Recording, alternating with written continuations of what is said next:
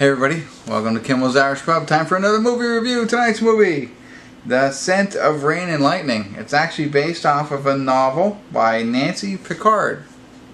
Maybe you've read that novel. Maybe that's why you clicked on this. I don't know.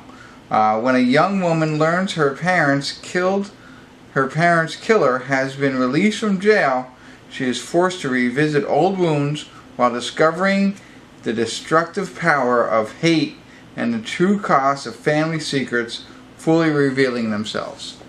Again, I read it, I don't know. Sounds kind of interesting. Maggie Grace is in it. Maika Monroe. Justin Chatwin from Shameless, if you don't know who that is. And Logan Miller. So there's a couple of people I know, from Faces anyway. Interesting concept. From a novel I do read because I'm forced to while I grow up like as an adult, but I don't read books. This is based on a novel, so maybe it's good. If you've seen it or if you've read it, maybe you're interested to know how the movie played out. I'll do my best to tell you what's going on with it and give you a better idea than what I've just read and tell you what I think, so stick around. Hey everybody, time for a quick check-in here. We're watching The Scent of Rain and Lightning.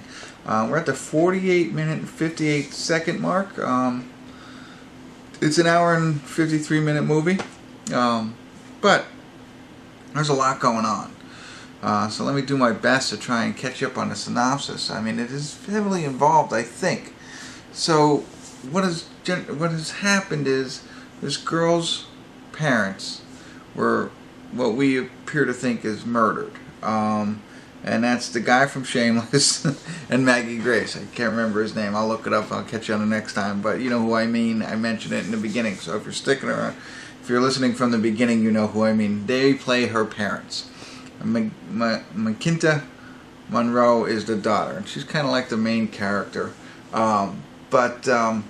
So they were murdered. And the guy who murdered them went to prison for a long period of time. And the opening scene is basically her family coming back, not her parents obviously, but like what seems to be like her uncles coming back. They're all ranchers, and telling her that now he has been granted, he's allowed to get out of prison. So there's a controversy on why, but he's out of prison. This guy who supposedly has murdered their parents. And obviously now you're thinking, well, why did he say supposedly? Well, she's trying to piece it together to find out if he really did it or not. Seems like a bad guy, but he was a bad guy maybe when he went to prison.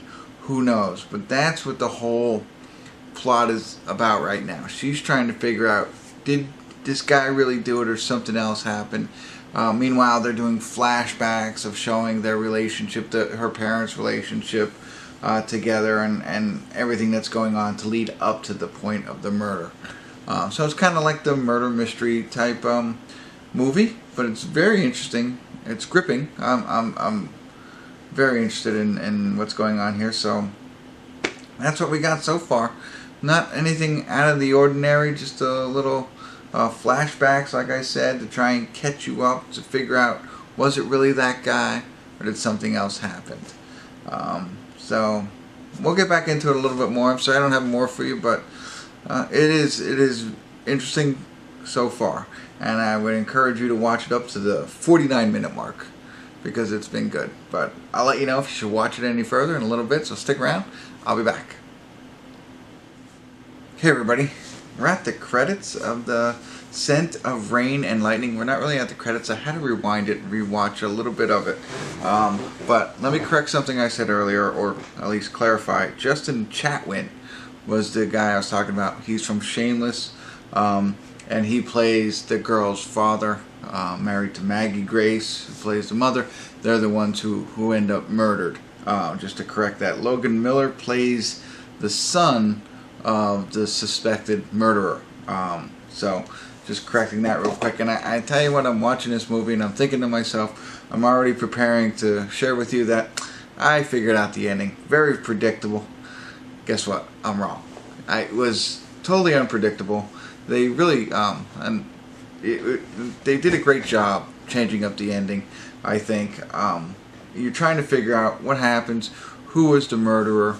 They lead you down different trails, of course, and you're left to think, who do you think did it? You know, you do your own Sherlock Holmes type thing, and you come up with your own theories. I came up with my own theory. You might come up with yours. If you already read the book, you already know what happens. But I thought they did a great job of throwing out some major twists. Now, the ending for me was like, I know what happened. Now, it all comes together, but the ending doesn't give you closure. At least I don't think. That's why I'm saying we're not watching the credits right now. I had to back it up to see if I missed something. But I think that added to it. I thought it wasn't your standard ending. A little different than most. So I liked it overall.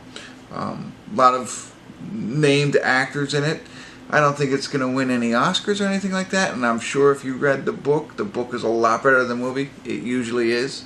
Not that I read the books, but if you did, you would probably say the book is better than this. But if you haven't read the books and you like murder mysteries, this one happens to involve not cowboys in the sense of like Western cowboys, but rancher cowboys. If you like that kind of stuff, you might really enjoy this movie. So check it out. Me, overall, I'm going to give it a 7, I think. I think it's worth watching. Let me know what you think if you watched it. Love to hear your comments. Give me a thumbs up or, subscribe to my channel. All that stuff. But thanks for tuning in. Kimmel's Irish Pub.